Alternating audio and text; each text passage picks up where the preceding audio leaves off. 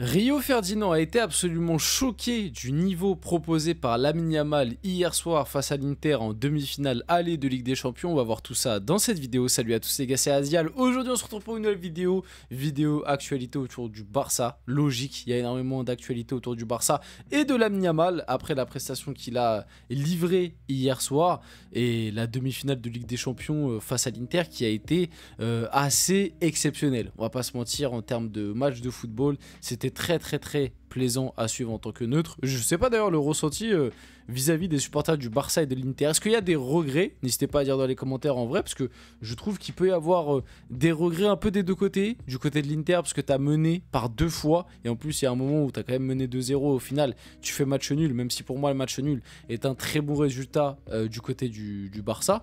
Et du côté du Barça finalement, parce que t'as quand même fait un gros match, t'as quand même réussi à remonter 2 fois au score cette équipe interiste, et malgré tout, tu t'en sors entre guillemets seulement, même si bon, au final le match nul, quand on prend en compte que tu perdais à un moment 2-0, ça reste un bon résultat, mais c'est vrai qu'en avant-match, tu t'attendais peut-être plus à une victoire du Barça à domicile. Au final, le match nul, tu vas devoir aller à Giuseppe Meazza et aller automatiquement gagner si tu veux te qualifier, ce qui va pas être quelque chose d'évident. Donc dans cette vidéo, on va revenir principalement sur Lamine Yamal et surtout sur les propos de Rio Ferdinand, qui a parlé de talent et qui n'a pas mâché ses mots. Voilà, il y a été franco sur Lamine Yamal et il a dit clairement que en termes de talent, c'était peut-être du jamais vu à l'échelle du football, de l'histoire du foot. Donc on va discuter de tout ça, peut-être aussi qu'on est un petit peu dans la culture de l'instant, donc on va essayer de tempérer certains trucs, mais je vais pas vous mentir que après ce que j'ai vu hier et même ce que je vois de ce mec qui a 17 ans, la qualité footballistique, le gars il a déjà un palmarès d'un mec de 30 piges, tu vois ce que je veux dire, il a déjà tout gagné, il lui manque juste la Ligue des Champions, le Ballon d'Or, il a déjà tout gagné, il a 17 ans, et la Coupe du Monde aussi. Donc finalement les 3 plus gros trophées, mais d'ici ça se trouve 2 semaines, il aura déjà, il sera bien parti pour peut-être 2 des 3 que je viens de dire, mais bref.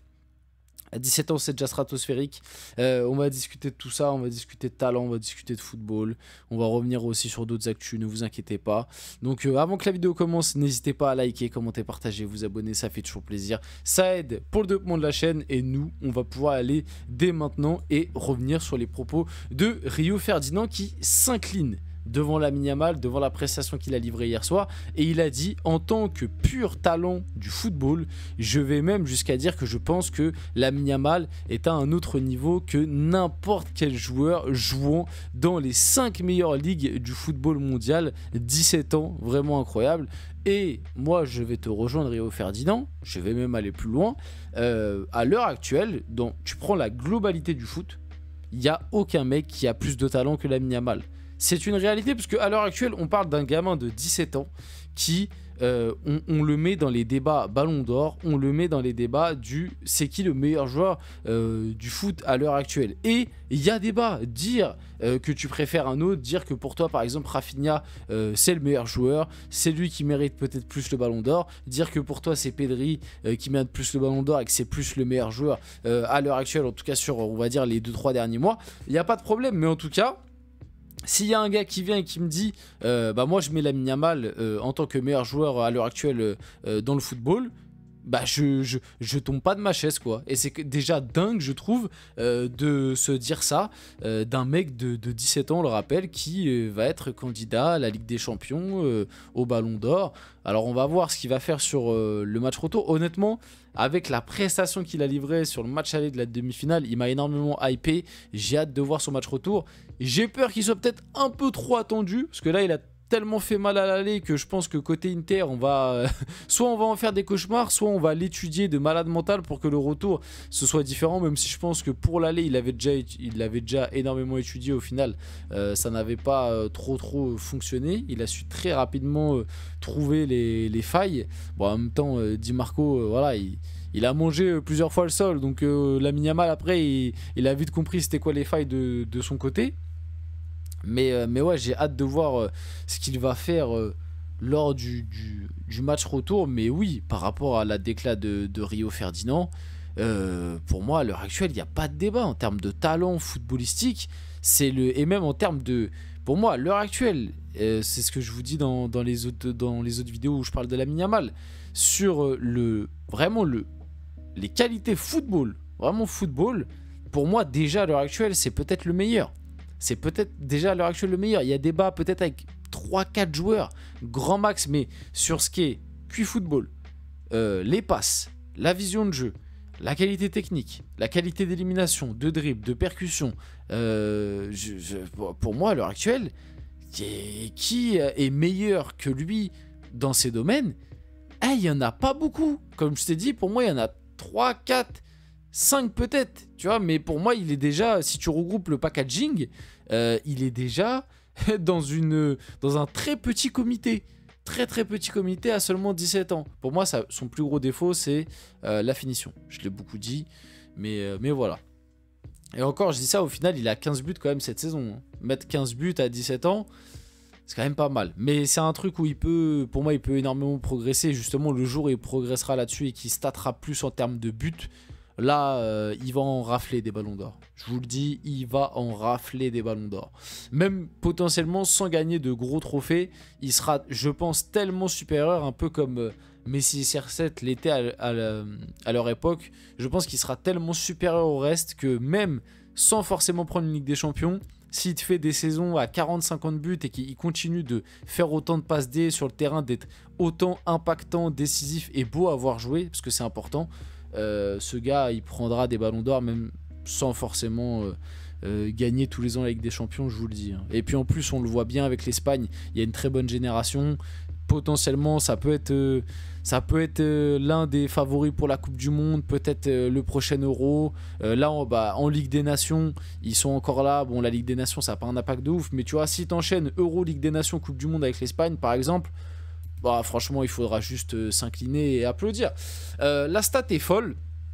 Lamine Yamal, 17 ans et 291 jours, rappelons-le, c'est important de le rappeler, est impliqué dans 49 buts en 100 matchs avec le Barça. Alors déjà, le truc qui est complètement dingue, c'est qu'il a 100 matchs avec le Barça à 17 ans. Le gars, il a joué 100 matchs déjà, rien qu'avec le Barça, à 17 piges, c'est effrayant. Et c'est 22 buts, 27 passes D. Voilà. Rien qu'avec le Barça, on le rappelle. Hein. C'est-à-dire qu'il a aussi ses stats avec l'Espagne, où il a mis quelques buts, quelques passes D, et quelques matchs en plus du coup. Mais rien qu'avec le Barça, c'est 22 buts, 27 passes D. Voilà, c'est à 17 ans, c'est pas mal quand même. T'es décisif un match sur deux, sachant que il y a quelques matchs où c'est des entrées en jeu, notamment pour ses premiers matchs où il rentrait.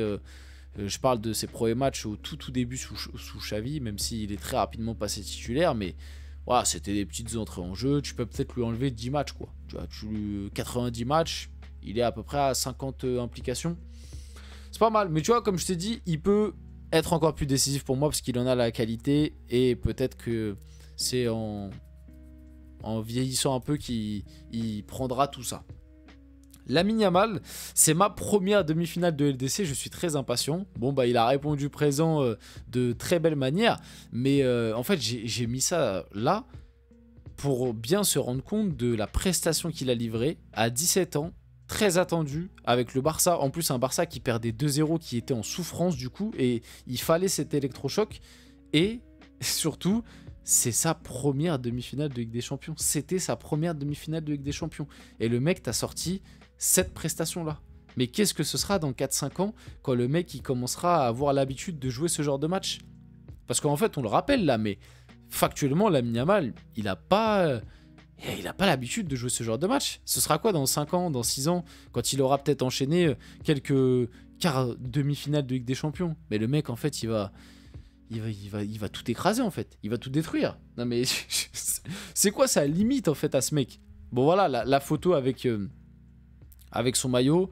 D'ailleurs, très compliqué de lui tirer un sourire. Hein. Après le 3-3, il était très déçu. C'est ses coéquipiers qui ont dû dire, bon, allez, souris, parce que voilà, faut pas gâcher cette photo, c'est la photo des 100 matchs avec le Barça.